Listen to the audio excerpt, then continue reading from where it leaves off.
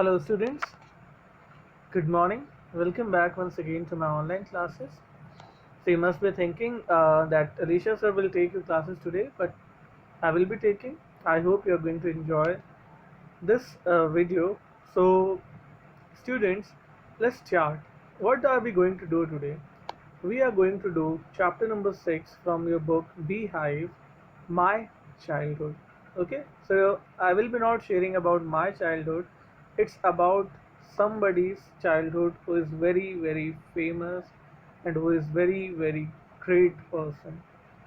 So, in this story, we will learn about the childhood of our former president, late Dr. APJ Abdul Kalam. So this story will tell us about about the life of APJ Abdul Kalam in his childhood. And this story is not written by anybody else.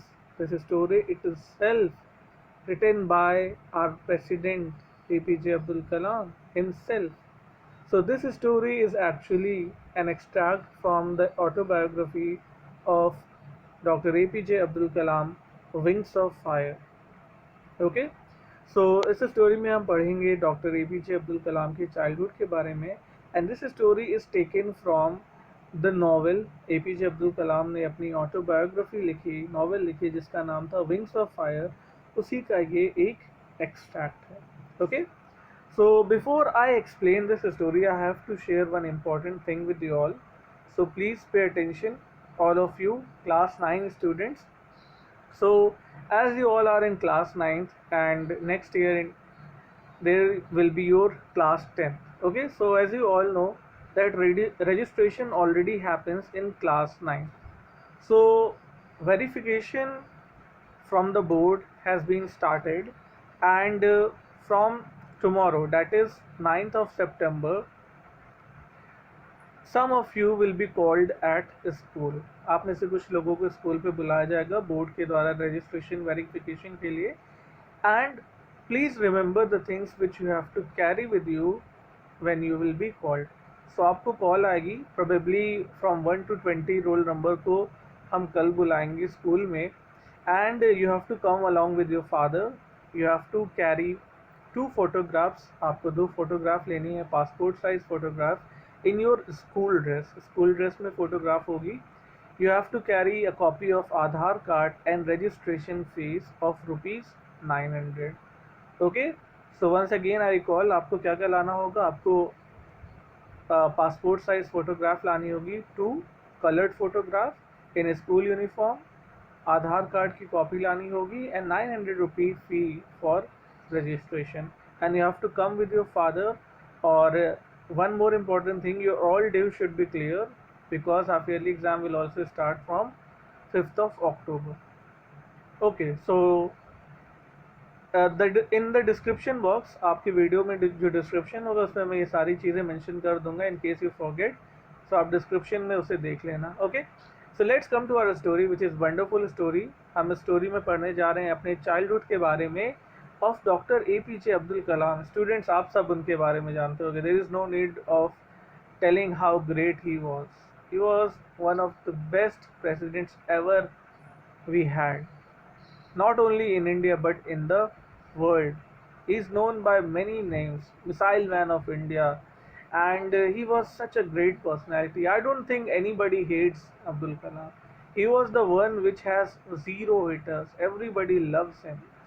So let's start this wonderful story. I hope you all will enjoy. Once again I would like to tell you that ये story जो है वो APJ Abdul कलाम की book में से निकाली गई है which is Wings of Fire. Okay, so इस स्टोरी में हम बेसिकली देखने वाले हैं that how APJ Abdul Kalam spent his childhood and what was his experience. Okay, so before we read this story we will like there is some questions. Can you think of any scientists who have also been as statesmen?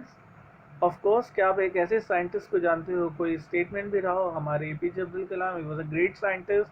He was head of ISRO and so APJ Abdul Kalam whose projects in space, defense and nuclear technology guided India in the 21st century became 11th president in 2002. So जैसा कि आप सब जानते हो doctor APJ Abdul कलाम को 11th president बनाया गया 2002 में। और एपीजे अब्दुल कलाम का बैकग्राउंड क्या है? He was a great scientist, specially he was very much he was a pioneer in like space and all.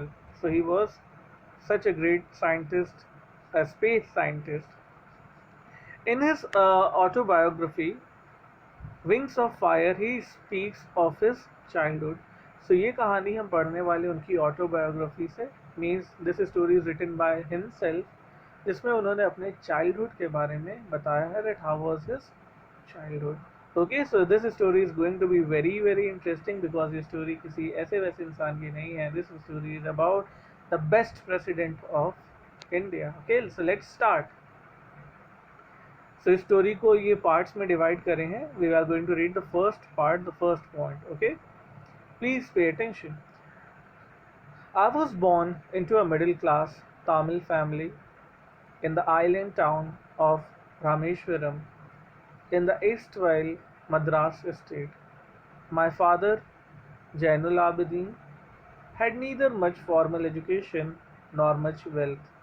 Despite these advantages, he possessed great innate wisdom and a true generosity of spirit. He had an ideal helpmate in my mother, Ashiamma. I do not recall the exact number of people she fed every day, but I am quite certain that far more outsiders ate with us than all the members of our family put together. Okay, so in this point, in this paragraph, APJ Abdul Kalam is about telling about his childhood, कि वो कहाँ पैदा हुए हैं, उनके mother और father के बारे में हमें बताते हैं। So he says that he was born in a middle class family, वो एक middle class family में उनका जन्म होता है, and he was at like Tamil, आप जैसे कि जानते हो कि उनका जन्म जो था वो रामेश्वरम में हुआ था। He was born in Rameswaram. Rameswaram is an island town. Island town क्यों है? क्योंकि बेटा तमिलनाडु से रामेश्वरम थोड़ा सा हट के है। There is a famous bridge, एक बहुत ही फेमस ब्रिज है जो रामेश्वरम को कनेक्ट करता है, जिसको हम पम्बन ब्रिज कहते हैं। If you have watched movie Chennai express, तो उसमें ये सीन है because the hero goes to Rameswaram. So आप जानते हो Rameswaram is a wonderful town, वहाँ पे उनका जन्म हुआ था। It is surrounded by the sea all over. So Rameswaram there it is surrounded by the bay of Bengal, bay of Bengal से सराउंडेड है। So this is a very wonderful place. Rameswaram बहुत ही अच्छी जगह है। And he saying that erstwhile, so पहले क्या था कि तमिलनाडु को पहले हम मद्रास के नाम से जानते थे। सो अब्दुल कलाम कह रहे हैं कि मैं एक तमिलनाडु के रामेश्वरम में पैदा हुआ, जो कि पहले मद्रास नाम से जाना जाता था। Then he talks about his father. He says my father name is mister Zainul Abedin. उनके पापा का नाम जैनुल आबदीन था, जिन्होंने ज़्यादा पढ़ाई लिखाई नहीं की थी और उनके पास बहुत ज़्यादा पैसे भी नहीं थे। बट उसके बावजूद विद दीज डिसएडवांटेजेस, ना तो उन्होंने पढ़ाई की, ना तो उनके पास बहुत ज़्यादा पैसा था, he possessed great and innate wisdom. वो उनके पास बहुत अच्छी नॉलेज थी, उनके पास बहुत अच्छी विजडम थी, बहुत ही अच्छा माइंड था। And he was so generous spirit, he was very generous. Generous का मतलब होता है जो बहुत अच्छा इंसान हो, बहुत नेक इंसान हो, the one who cares for everybody, जो दूसरों की अच्छे से खिदमत करे, उनको अच्छे से पूछे उन्हें। So he was very generous person. वो बताते हैं अपने फादर के बारे में कि वो बहुत ही generous person, he was very kind person. So वो बताते हैं कि मेरे पापा के पास उन्हीं के जैसी उनकी बेटर हाफ थी, उनकी वाइफ थी, माय मदर, जिनको हम अशी अम्मा कहते थे। ओके, सो अब्दुल कलाम साहब अपने मम्मी के बारे में बताते हैं, अपनी मदर के बारे में बताते हैं कि मुझे एग्जैक्ट तो नहीं पता कि मेरी मम्मी कितने लोगों को एक दिन में खाना खिलाया करती थी।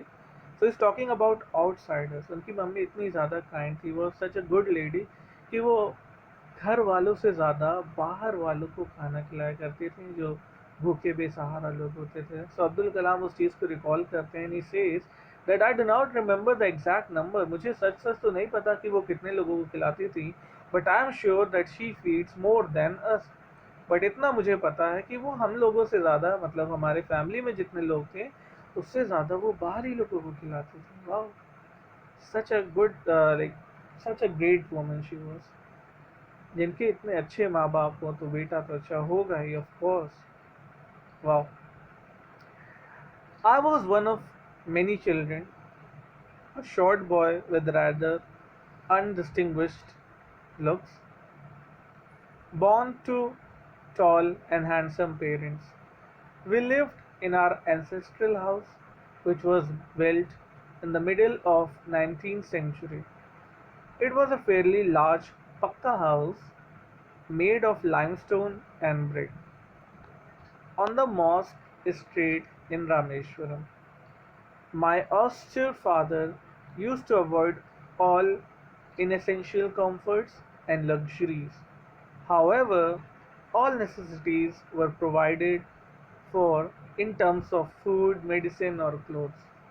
In fact, I would say mine was a very secure childhood, both materially and emotionally.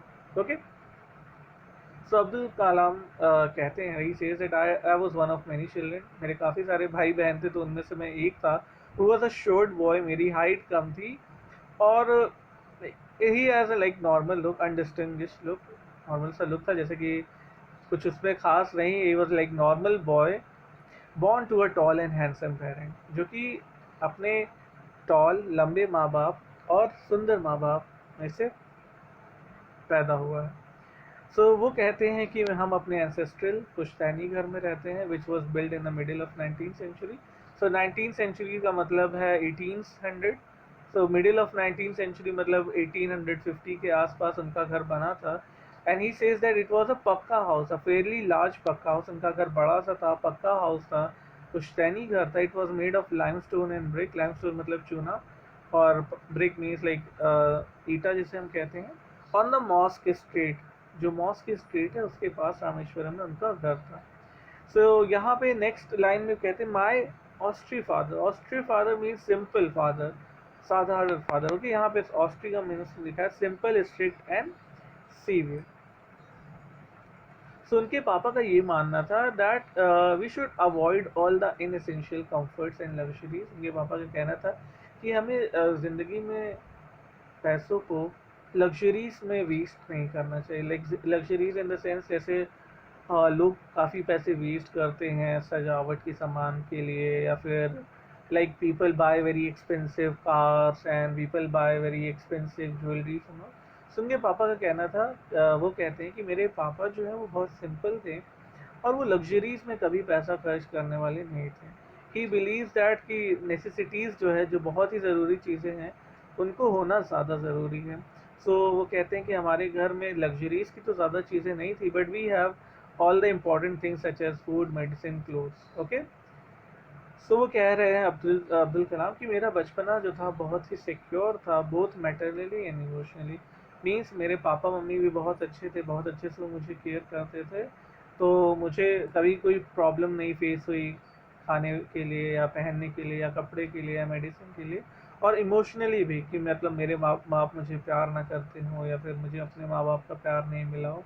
He says that I had a very secure childhood, बहुत ही अच्छा चाइल्डहुड था मेरा। मेरे मम्मी पापा भी बहुत अच्छे थे and they provided us with everything which was important. Okay, so आगे देखते हैं हम क्या होगा in this story. Let's see the third part. Okay, third part में हम इसमें ये मेंशन है about the third world war. Sorry, third world war हुआ ही नहीं, थैंक गॉड नहीं हुआ, otherwise it will be nuclear war. So third paragraph में मेंशन है सेकेंड वर्ल्ड वॉर के बारे में, जो कि पूरे दुनिया में हो रहा था। As you all know, second world war was so famous. So उसका यहाँ पे मेंशन है, let's see what is there. The Second World War broke out in 1939 when I was 8 years old. For reasons I have never been able to understand, a sudden demand for tamarind seeds erupted in the market.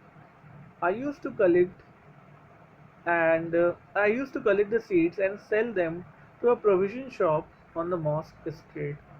A day's collection would fetch me the princely sum of 1 anna. Okay, सो यहाँ पे APJ Abdul कलाम बताते हैं कि world war जो है वो 1939 में शुरू हो गया. It started in 1939 and he was only 8 year old. तो सिर्फ 8 साल के थे. और आगे वो टॉपिक को दूसरी तरफ ले जाते हैं. ये changes the topic he says that I don't know, पता नहीं क्या हुआ कि अचानक से मार्केट में टैमरिंड सीड मतलब इमली, आप सब जानते हैं इमली इज नोन एज टैमरिंड. इमली के बीज की डिमांड काफ़ी ज़्यादा बढ़ गई. Okay, so demand of tamarind seed erupted in the market. So वो कहते हैं कि मैं टैमरिन सीड कलेक्ट करता था दिन भर और उन्हें प्रोविजन शॉप जो है वो मॉस्क के पास जो प्रोविजन शॉप है उसमें जाके मैं बेच देता था. I day's collection would fetch me the princely sum of 1 anna. सो दिन भर जो सीड इकट्ठा करके वो बेचते थे तो उनको पैसे मिलते थे 1 आना. ओके, सो व्हाट इज़ 1 आना? तो आप लोगों को याद होगा जो 25 पैसा होता था उसको हम चवन्नी या 4 आना कहते थे. एंड 50 पैसा को हम अठन्नी या 8 आना कहते थे. ओके, सो इफ 8 आना इज 50 पैसा, so 16 anna is equal to 1 rupee. Okay, so 16 anna जो है वो 1 रुपये के बराबर है. ओके, सो आप इमेजिन करो कि 1 आना कितना कम होगा. 1/16 पार्ट ऑफ अ रुपी. लेकिन उस 1 आना को पाके वो कितना ज़्यादा खुश थे. वो कहते थे princely sum. Princely means generous amount. Here ironic, उतने पैसे उनके लिए काफ़ी थे, बहुत ज़्यादा थे. फिर से समझिए, 1 anna is equal to 1/16 of a rupee. 1 रुपये के 16वें हिस्से के बराबर है. But still he was so much happy. कितना ज़्यादा खुश होते थे वो इस कमाई से, क्योंकि because he was only 8 years old. और कहानी काफ़ी पुरानी है, सो उस समय 1 आना will be like very valuable.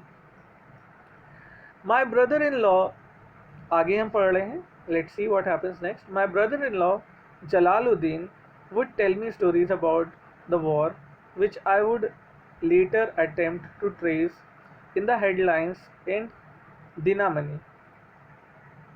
Our area being isolated was completely unaffected by the war, but soon India was forced to join the Allied forces and something like a state of emergency was declared. The first casualty came in the form of suspension of the train halt at Rameshwaram station.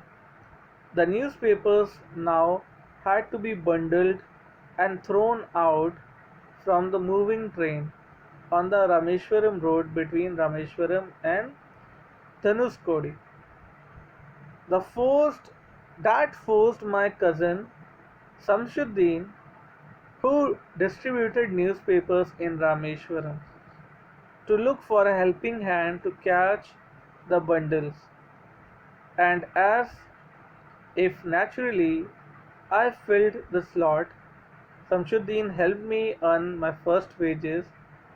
Half a century later, I can still feel the surge of pride in earning my own money for the first time. Wow. Okay, so आगे कहानी में APJ Abdul कलाम बताते हैं अपने brother in law Jalaluddin के बारे में. वो कहते हैं कि उनके ब्रदर इन लॉ जलालुद्दीन उन्हें वर्ल्ड वॉर के बारे में कहानियाँ सुनाया करते थे और उसके बारे में बताया करते थे. ओके, सो बाद में जब वो न्यूज़पेपर पढ़ते थे एपीजे अब्दुल कलाम, तो जैसा कि उन्होंने लिखा है कि headlines in the Dinamani. So Dinamani newspaper जब वो पढ़ते थे तो उसमें भी उन्होंने वर्ल्ड वॉर के बारे में हेडलाइंस पढ़े थे. सो वो कहते हैं कि हमारा एरिया जो था वो काफ़ी ज़्यादा आइसोलेटेड था. Isolated means it's away from the rest of India. काफ़ी ज़्यादा दूर दराज एरिया में हमारा एरिया था. सो उसके वजह से वर्ल्ड वॉर की वजह से हमारे एरिया में कुछ खास फ़र्क तो नहीं पड़ा. But after some time India also force to join allied forces. So after some time, कुछ समय के बाद इंडिया में भी वर्ल्ड वॉर का असर हुआ और एमरजेंसी डिक्लेयर हुई. एंड फर्स्ट कैजुअलिटी केम, सबसे ज़्यादा प्रॉब्लम शुरू हुई होती है रामेश्वरम में, was the suspension of train halt in Rameswaram station. World war की वजह से जो इंडिया में प्रॉब्लम्स भी आई, एलिट फोर्सेस आई, उसके वजह से रामेश्वरम पे ट्रेन के स्टॉपेज को बंद करवा दिया गया. And now the newspaper had to be bundled up and thrown. अब पहले क्या होता था, ट्रेन रुकती थी तो न्यूज़पेपर को आराम से निकाल लिया जाता था, but now the newspaper has to be thrown from the running train. Train चलती रहती थी और उसमें से, मूविंग ट्रेन में से फेंका जाता था न्यूज़पेपर को रामेश्वरम रोड के, on the Rameswaram road between Rameswaram and Dhanushkodi. Dhanushkodi और रामेश्वरम के बीच में न्यूज़पेपर्स को फेंका जाता था. Okay, so after that APJ Abdul Kalam अपने कज़न के बारे में बताते हुए शमशुद्दीन. शमशुद्दीन क्या करता था, उन्हीं न्यूज़पेपर्स को रामेश्वरम में डिस्ट्रीब्यूट करता था. एंड शमशुद्दीन को अब किसी एक बंदे की ज़रूरत थी. He needed help of a person because अब पेपर्स को ऐसे थ्रो करके यूज़ किया जाने लगता है. तो वो अब्दुल कलाम, APJ अब्दुल कलाम और प्रेसिडेंट तो वो नहीं थे उस समय, तो वो बहुत ही आम इंसान, छोटे बच्चे थे. तो उनका कज़न शमशुद्दीन कहता है कि तुम मेरी मदद करो न्यूज़पेपर को डिस्ट्रीब्यूट करने में. आप लोगों ने सुना होगा APJ अब्दुल कलाम के बारे में कि लोग वो पहले पेपर डिस्ट्रीब्यूट करते थे. So this is a kind of thing, ये उसी चीज़ पर यहाँ पे ये बताया जा रहा है. तो वो शमशुद्दीन के साथ पेपर डिस्ट्रीब्यूट करने में मदद करते थे और उनसे उन्होंने अपनी पहली कमाई की. He earn his first wages. So half a century later, उससे 50 साल बाद APJ अब्दुल कलाम याद करते हैं और कहते हैं, I still remember that the pride in earning of own money for the first time. वो कहते हैं कि अपनी पहली कमाई होने का जो गर्व महसूस होता है, which that was different.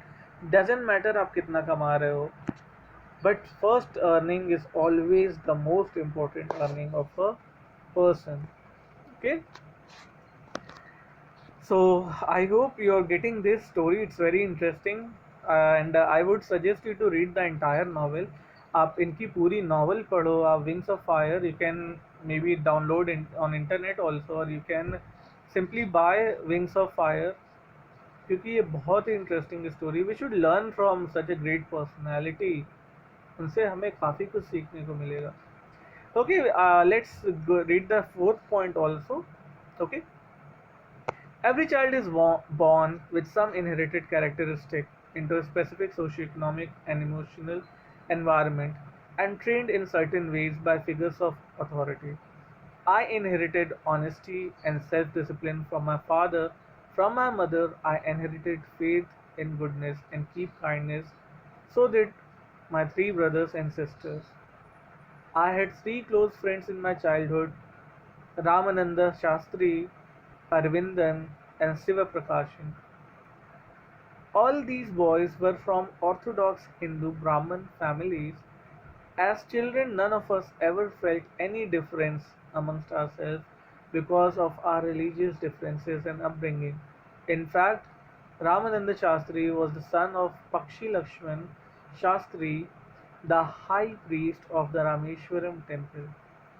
Later, he took over the priesthood of the Rameshwaram temple from his father.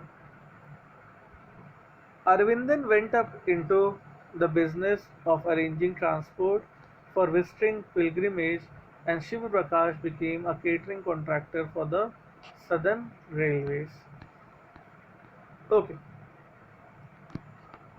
So in fourth point, APJ Abdul Kalam is telling about his personality. वो बताते हैं कि हम हर चीज़ इनहेरिट करते हैं अपने माँ बाप से, उनसे कुछ सीखते हैं और अपनी सोसाइटी से कुछ सीखते हैं.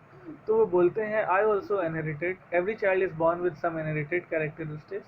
हर बच्चा कुछ ना कुछ कैरेक्टरिस्टिक्स अपने माँ बाप से इनहेरिट करता है, विरासत में लेता है.